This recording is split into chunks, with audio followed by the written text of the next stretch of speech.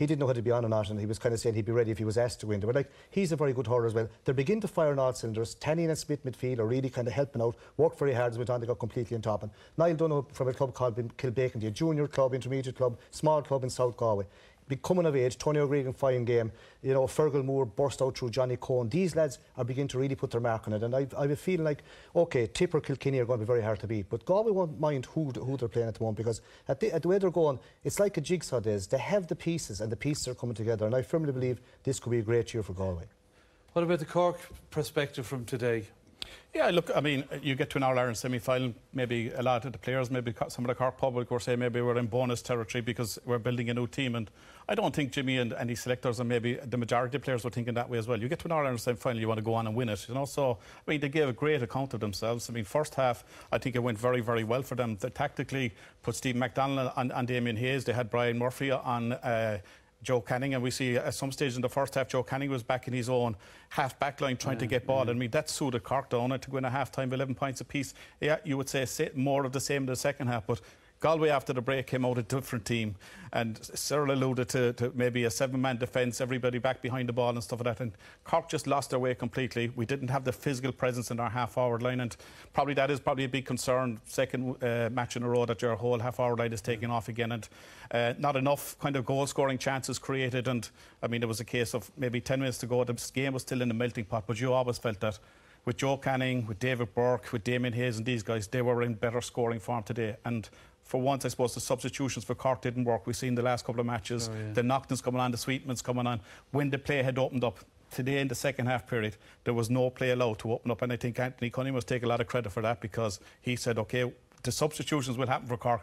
We will close down the game, get in front, and we will close up shop. All right, we'll look at that a bit more in a moment. But it's interesting to us, you refer to the Cork half-forward line maybe not being settled. In contrast, you were hugely impressed with the Galway half-forward line. Yeah, well, I think what Galway did, they play a man very deep. They have 7 defenders, and their half-forward line, David Burke, Niall Burke and James Regan, they scored 2 points each in play, but they worked very, very hard. And Damien Hayes and Joe Canning got 4 points apiece from play inside, which is a huge return from a forward line from play. So they're not relying on Joe Canning anymore. But to me, this year, I think every year a player comes of age and becomes a superstar in the game, and I think this year we've seen that from David Burke. Now, he's around a couple of years now and he's been a very good midfielder, but I think the switch of him into the half-forward has been crucial in Galway's development as a team. He's a brilliant ball player, you know, just his vision, he has everything. You just see here in the first half he gets the ball. Most players have a shot. He just switched the play straight across to Joe Canning in front of the goals, and they sort of have a telepathy between them. Joe, the minute David Burke gets the ball, Joe's moving away. You see here as well, he's able to finish just down on the sideline, and he's moving all over the place. Remember the Leinster final, he got a goal off Tommy Walsh. He ran 50-60 yards. He's impossible to pin down. And this here, a brilliant catch over Sean O'Rourke's head. And look up, and there's Joe Canning moving away from his man straight away. And OK, still a brilliant score, it has to be done. But I think the link-up play between the two of them, and he's also, because of his range of hurling, he's able to do everything. He's able to go out the field and cover as a midfielder. He's able to travel all over the forward line. And I think he's the big addition. And Niall Burke at centre forward, he had 3 wides in the first half. He still scored 2 from play in the second half. He could have had 5 from play. So they were that ability to win their own ball, to fight for ball and to score, that is the big change in the Galway team this year, in my opinion. Let's talk about Cork for a minute, Cyril. And in the first half, there was a lot of bright scoring from them, wasn't there? Yeah, once Cork got the ball into the full forward line, or fast ball, they always had a chance of scoring. They have lovely wristy hurlers, but there's no physical strength in it, but they are beautiful players. Here's a breaking ball here, and Jamie Coughlin, new guy in the block, onto it very fast, going to his left side, and he pops it over the bar. Now, he started off very bright, but after I went out, now here again, crossfield ball, lovely cutting across here.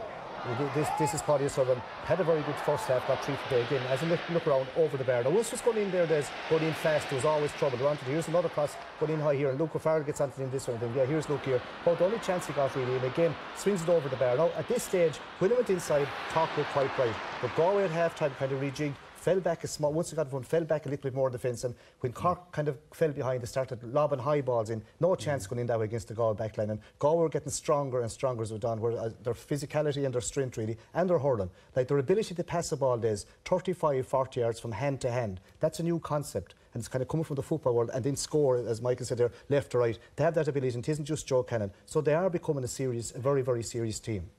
And they're doing it at speed, aren't they? Everything is done at speed. If you watch the training sessions, they'll have it flat out maybe for 10 or 15 minutes, and then it's stopped. They're regrouped, kind of reset, told what to do again, and it's back again. It goes on for a good while, but it's becoming kind of from the football world, but they haven't developed, and they're still developing. I think with Tom Halibert and Matty Kenny, they're very shrewd hurling men, and you know, Tomas is going to talk about it now in a second, but the ability to switch tactics, like you saw all that space that Cork had in the first half, the Cork forwards, and Galway weren't happy, so they changed then, just played much deeper, got men behind the ball, and it completely changed the course of the game. You're going to illustrate that for us tomorrow. Yeah, because the first half is a total different comparison to the second half and way it panned out. I mean, Galway, they had runners. I mean, this is the first half period. This is a fantastic tackle by Fergamore. People looking at it first that it's a free in or something like that, but it's fantastic discipline and a great interception, right? But here you have the second half, right? There's no room for Conor Lehan to get on the ball. There's no space in front of defenders or anything like that, right? I mean, Galway have matured, right? They've got hardened. They're no longer soft in defence. They're no longer conceding soft goals as we've seen in the past.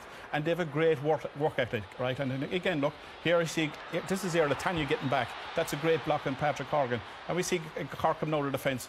Again, you will see Galway here getting onto it. And watch all the numbers that are there. Look, this is the Galway forwards. They're back out towards the middle of the field. And we'll roll it on again and we'll see even further. This is back in defence, right? Pat Cronin gets on the ball. Look, he's crowded out. He hand passes it out to Steve MacDonald. We circle it here again. I think there's 7 or 8 of the Galway team, right? Completely outnumbered Cork. And there was no way Cork were going to get through for a goal. Yeah. And they needed a goal in that second half period to win the match. And I mean, that's coming from me, from Anthony Cunningham. Obviously, as a manager on the football side of it as well, right? You know, I mean, people mightn't say, oh, that's not the great style of hurling that we like to see from Galway, but it was very effective. And I mean, it has been very effective in the last number of games. To do that now, you have to be very, very fit, and you have to have the hurlers to buy into it. And they have bought into it. They're doing it, and it mightn't look perfect, but Galway aren't going to be too worried about that. They're in the All-Ireland final. That's I'm not criticising Galway here. I'm saying realistically, right? It's not the prettiest to watch, but it is effective. They conceded a huge score against Westmeath. The making of Galway this year was the match against Dublin. But division to stay up, you know what I mean? And after that, but you can bring bodies back behind the ball. When you have the quality of a Joe Canning and a Damien Hayes and a David Burke that will actually thrive on open space. And you saw in the last 10 minutes when the wall went up the field 1-on-1, who came out on top? It was Canning, it was David Burke and Niall Burke. Experience told them they were getting the ball and driving it back in. If they carried it, laid it off to a loose man out the field and started taking their points from distance, Galway would have had to bring their men back out. And that was probably the one surprising thing. We saw Joe Canning even back in the half-back line twice at times. Well, I've known Joe Canning he's just next door neighbour, and he's a fine fella, a fine athlete. I think this year he's kind of said to himself, I need a good year. Like, these guys have won everything in the hurling since, from all kind of medals and Fitzgibbons and Club All-Irelands, but they haven't won a Senior All-Ireland. And you know yourself, in Galway, no matter any of the hurling counties, you're not rated until you win a Senior All-Ireland. I think without that purpose, you know. But I still think, though, I mean, I don't agree with everything that Gerlach Nan says, but I mean, today he was right. I mean, it was ludicrous to see Joe Canning back in his defence trying to win ball and stuff like that. Joe Canning's strength is either in front of the goal or in that forward line. I mean, he was fantastic. I mean, he got 4 points. What happened in the first half, Tomas, he tracked back his man. The thing is, the boys over the team aren't going to let you, if your man beats you, they're not going to let you stand up. You have to work back. That's what they're doing. But you have to be very fit and you have to be very good. These are very, very good hurlers. And like, they'll still probably go into the All-Ireland either against they will be in All-Ireland either against Tipper Kilkenny, and you'll probably find they won't be favourites. So that'll suit them down to the ground. But it's going to take a serious team to beat them because they are improving and the momentum is coming. Sarah Donnelly was one of their best, maybe their most consistent player all year. He was out today. You know, the likes of Jonathan Glynn, all these lads come in. But you know, I think what I like about them is they're adaptable. Like the game against Kilkenny was completely different. They changed their tactics today. They have the hurlers. They can play it orthodox. They can change it around. But they're all able to hurl. They're all able to move. They're all fit. So they're going to be a fair force. Okay. Lots of nominees, obviously, for the Man of the Match award. The winner of the award, as selected by our co-commentator Donal O'Grady, is Fergal Moore.